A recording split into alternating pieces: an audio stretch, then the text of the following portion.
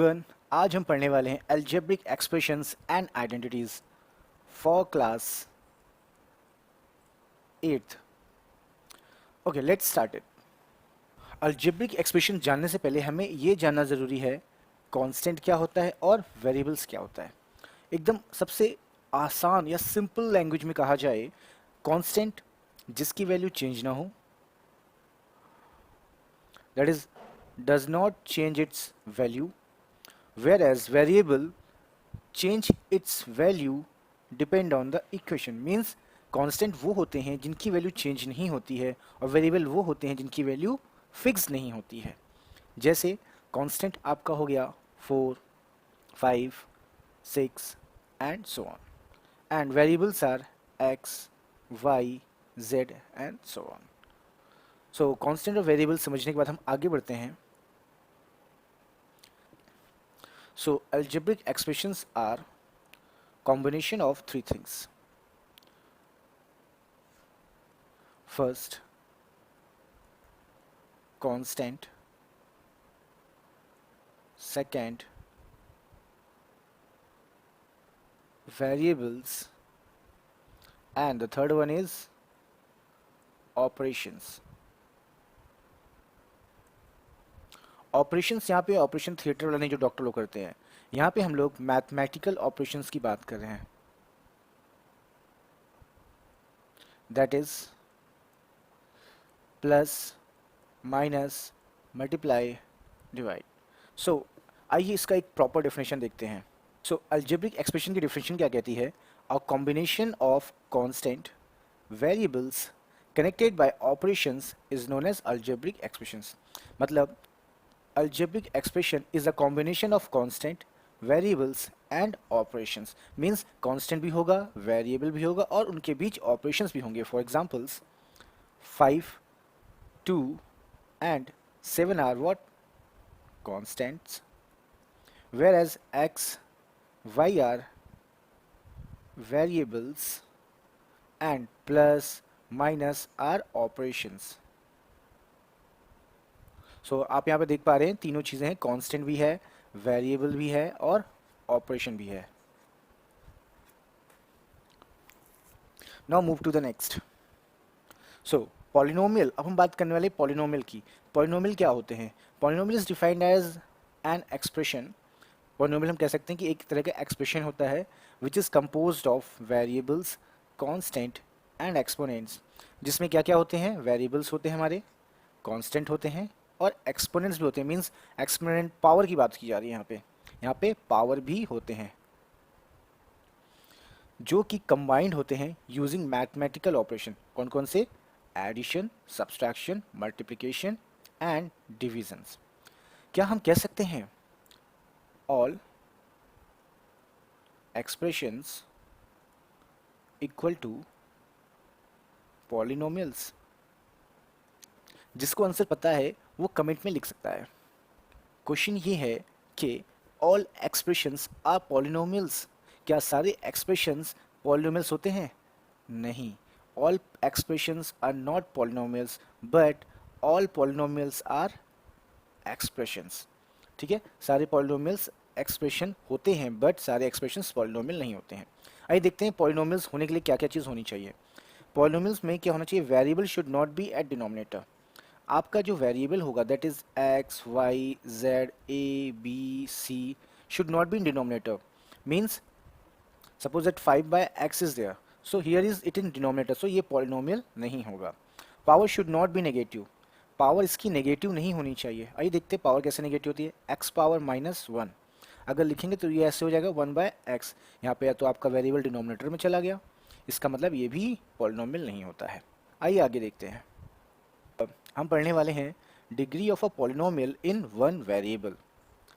Degree of a polynomials in one variable पढ़ने से पहले हमें पता होना चाहिए डिग्री क्या होती है।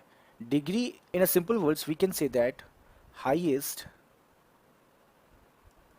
Highest power of the variable is known as degree. चलिए तो जो भी पॉलिनोमियल होगा उसमें जो वेरिएबल होंगे उसकी जो हाईएस्ट पावर होगी उसी को हम क्या बोलेंगे, डिग्री। और यहाँ पे बात हो रही है जब एक वेरिएबल हो। चलिए कुछ एग्जांपल ले लेते हैं। सपोज दैट 3x माइनस 5, यहाँ पे आपके पास एक वेरिएबल दैट इज x, इसकी पावर क्या है 1, तो इसकी डिग्री क्या हो जाएगी 1। Now let us see one more example, 4y square minus 5 plus half y cube. Here you can see that there is one variable that is y here and here also y. But यहाँ पे y की जो power है 2 है, यहाँ के y की power 3 है, तो हाईएस्ट कौन सी हुई ये वाली, तो इसकी डिग्री क्या हो गई 3। Now move to the next. Now we will going to talk about degree of a polynomials in two और मोर देन टू वेरिएबल्स। अगर दो या दो से ज़्यादा वेरिएबल साथ आ जाते हैं तो हम उस पॉलिनोमियल की डिग्री क्या लिखेंगे। For example 5x cube minus 2x square y square plus 9y square. Here you can see that here is only one variable and here is another variable. But यहाँ पे दोनों वेरिएबल साथ में हैं, तो इस केस में जो पावर होगी इन दोनों वेरिएबल्स की पावर का सम होगा, जो भी मैक्सिमम आएगा वो उसको देखेंगे। देखो यहाँ पे पावर 3 हो गई, यहाँ पे पावर 4 हो जाएगी, यहाँ पे पावर 2 है, तो यहाँ पे जो मैक्सिमम पावर कितनी है 4। So degree of this polynomial will be 4, क्योंकि यहाँ पे जो इन दोनों की पावर है अलग अलग वेरिएबल्स की क्या हो जाती है, ऐड हो जाती है। That's why here degree will be 4। Let us take one more example, 5y square x cube minus 3xy square plus 6 minus 2x power 4 under root. So we can write this like this, 5y square x cube minus 3xy square plus 6 minus root 2 X power 2। So आप लोग यहाँ पे देख पा रहे हैं इन दोनों की पावर का सम कितना हो जाएगा 5, यहाँ पे पावर का सम कितना हो जाएगा 3, यहाँ पे पावर कितनी 2, so maximum power is what 5, so the degree will be what 5। Okay, now move to the next, number of terms in a polynomials. हम समझते हैं, सबसे पहले हम जानते हैं टर्म्स क्या होते हैं। टर्म्स क्या होते हैं, छोटे छोटे क्या होते हैं, एक्सप्रेशंस होते हैं जो कि प्लस या माइनस से कंबाइन किए जाते हैं। सो टर्म्स समझ में आ गया। मतलब मैथमेटिशियंस ने टर्म्स के हिसाब से कुछ पॉलिनोमियल्स के नाम दे दिए हैं। अगर एक टर्म हुआ तो उसको बोला जाता है मोनोमियल, अगर दो टर्म हुए उसको बोला जाएगा बाइनोमियल, एंड अगर तीन टर्म हुए उसको बोला जाएगा ट्राइनोमियल। यही है, अगर इससे ज़्यादा भी होते तो सब पॉलिनोमियल्स के अंदर ही आते हैं। किस में आएंगे बच्चों, पॉलिनोमियल्स के अंदर ही आएंगे सब। ओके, आगे बढ़ने से पहले हम सभी के एक एग्जांपल्स देखते हैं। मोनोमियल जैसे आपके 2x हो गया, तो यहाँ पे एक टर्म है ना, तो ये मोनोमियल हो गया।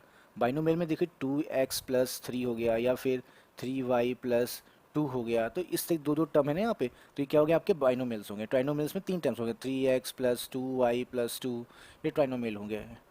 और लेटेस्ट एक 5y प्लस 3z प्लस 3, देखिए यहाँ पे तीन टर्म्स हैं और सब सेपरेटेड बाय प्लस से हैं, प्लस माइनस भी हो सकता है यहाँ पे, लेकिन मल्टीप्लाई डिवाइड को हम काउंट नहीं करेंगे टर्म्स को सेपरेट करने में। टर्म्स केवल सेपरेट होंगे प्लस या माइनस से। आइए आगे बढ़ते हैं हम लोग। अब हम बात करने वाले हैं पॉलिनोमियल बेस्ड, यहाँ पे ऑन होगा पॉलिनोमियल बेस्ड ऑन डिग्री। सो अगर एक डिग्री होती है तो उसको हम बोलेंगे लीनियर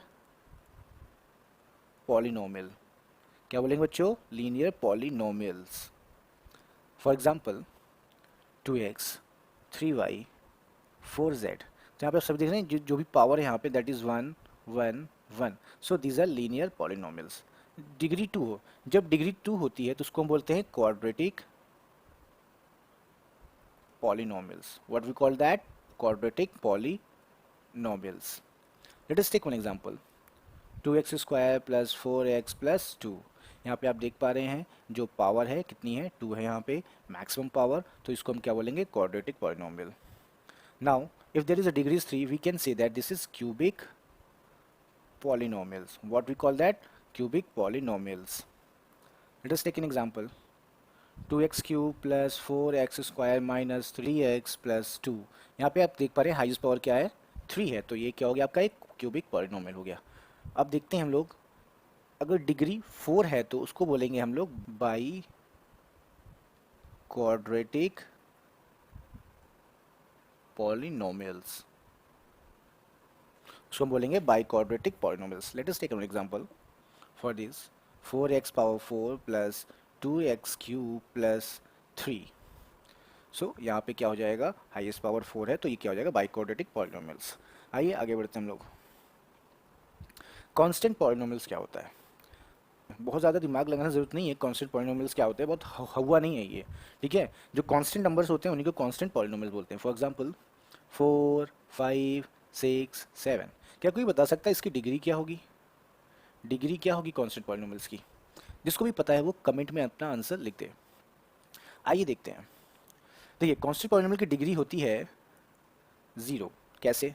अगर हम लिखेंगे 4x पावर 0, आपने पढ़ा होगा एक्सपोनेंट में अगर पावर 0 होती है तो उसकी वैल्यू क्या होती है 1। सो यहाँ पे अगर वैल्यू पावर 0 है तो that means we can write it like this 4 into 1 that is equal to 4। So यहाँ पे क्या हो गया, ये कांस्टेंट पॉलिनोमियल जिसकी डिग्री क्या होती है बेटा 0। एक होता है आपका जीरो पॉलिनोमियल्स, उसके बारे में आप क्लास 9 में पढ़ोगे। आगे बढ़ते हैं हम लोग।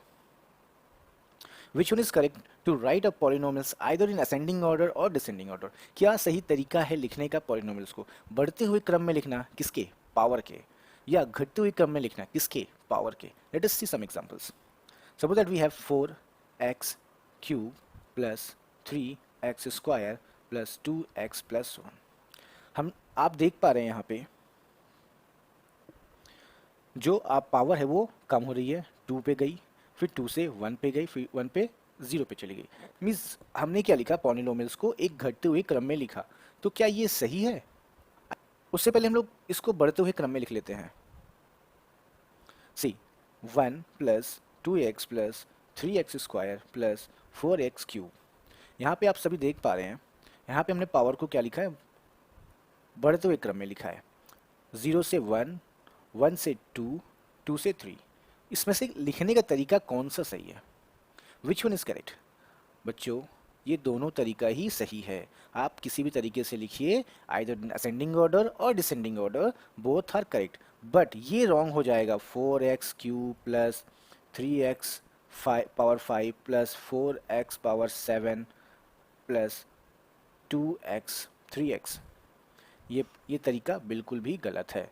आप पावर को बढ़ते हुए में लिखिए या घटते हुए लिखिए, means either is ascending order और descending order, both are correct. Okay, now move to the next. अब हम बात करने वाले हैं लाइक टर्म्स की और अनलाइक टर्म्स की। अगर आपके वेरिएबल्स एक जैसे हैं तो वो लाइक टर्म्स में आएंगे, अगर आपके वेरिएबल्स एक जैसे नहीं हैं वो अनलाइक टर्म्स में आएंगे। For example 2x plus 3x, यहाँ पे देखिए दोनों के वेरिएबल्स x x हैं, means both are like terms. Here you can say that 3x plus 3y. Here you can see that these two terms having different variables, so these are unlike terms. और plus minus केवल like terms में ही होता है, only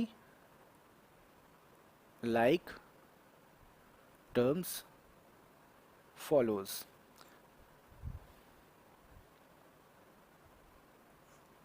But multiply divide like और unlike both follows. Got it? So आज के लिए बस इतना ही। नेक्स्ट क्लास में हम देखेंगे एडिशन ऑफ पॉलिनोमियल्स। हम दो मेथड सीखेंगे, उसमें एक कॉलम मेथड सीखेंगे और एक डायरेक्ट मेथड सीखेंगे। So that's all for today. Thank you everyone.